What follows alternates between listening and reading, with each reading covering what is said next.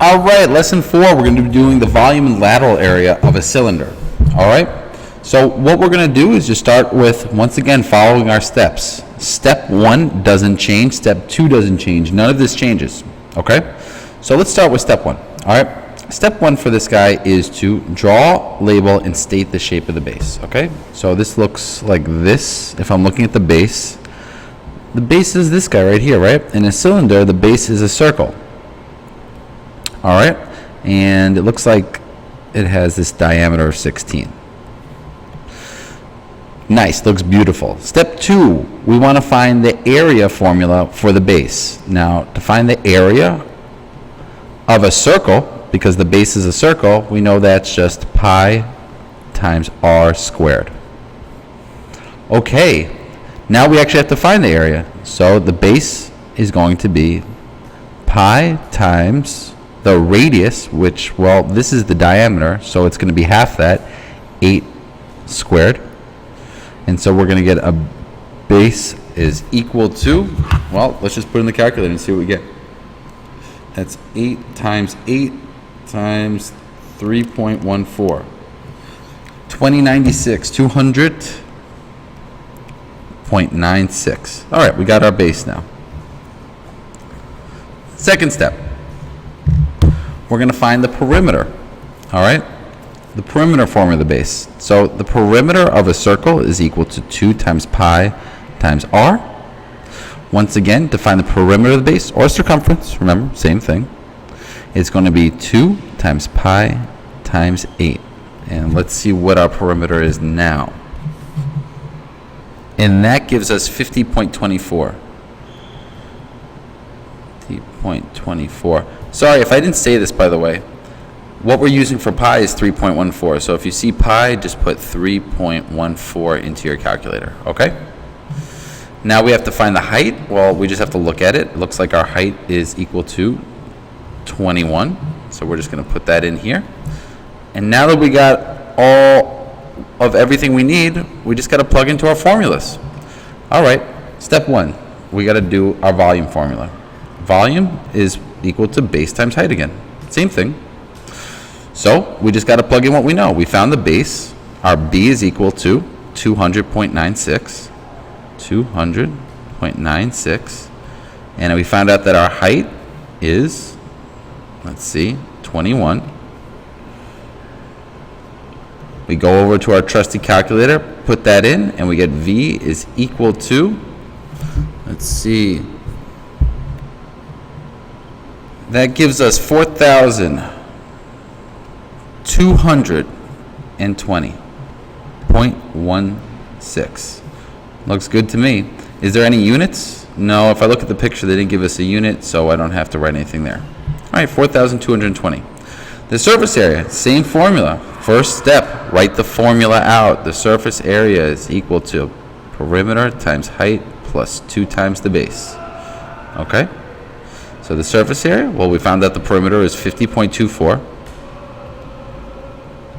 We're going to multiply that by the height, which is 21, plus 2 times the base. And the base we found out was 200.96. All right, we put this all into the calculator now. Nothing fancy, just doing some calculating. And we find out that that is just equal to 1,456.96. Great. Once again, no units, wasn't given to us. Finally, lateral area.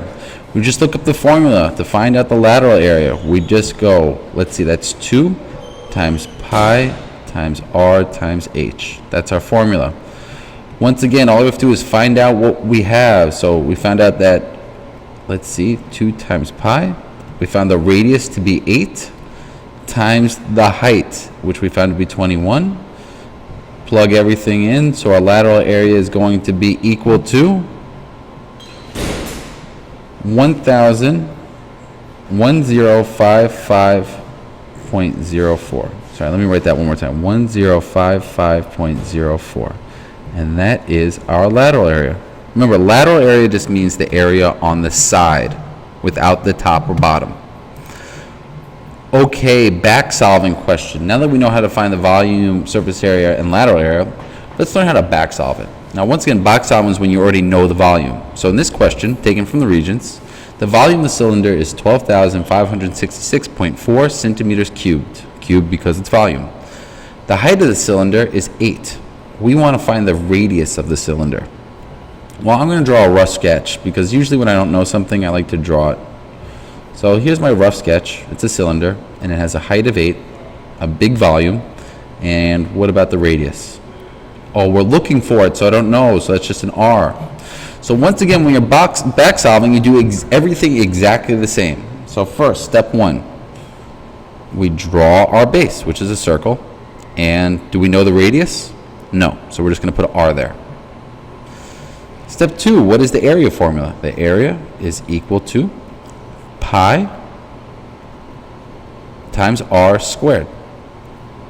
All right, we plug our radius into the area formula. Well, we don't have a radius, so it's just going to be pi times r squared again. We don't know what it is.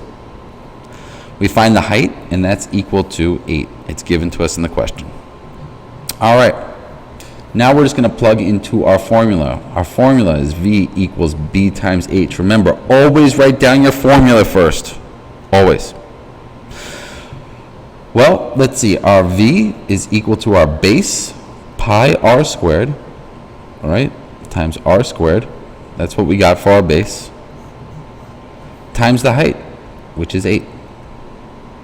Now, once again, they give us the volume in this, all right, so we can use that. We can use the volume because it's given to us. So for V, we're going to plug this number in. That's how we back solve. We plug in for the volume.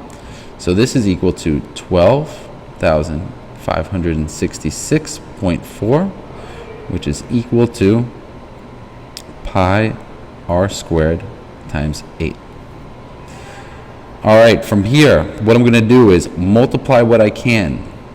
Well, I can multiply pi times 8, so I'm going to do that on this side of the equation. So I get 12,566.4 equals, let's see, 3.14 times 8. 25.12 r squared. From here, we're going to divide to solve for r, so we're dividing both sides. So let's see, let's divide both sides, get r by itself by 25.12. Oh, that should be a 2. 25.12. When I do that, this cancels out. The r squared comes down, and let's see what I get for this side. When I put this in the calculator, I get 500.255. From here, remember when I have an r squared, I just take the square root. I'm solving. Take the square root of both sides, and I get r equals, let's take the square root of this answer, 500.255, and we get 22.37. And why 7? Because I rounded it to the nearest hundredth, like the question asks. So that is our radius, and you are done.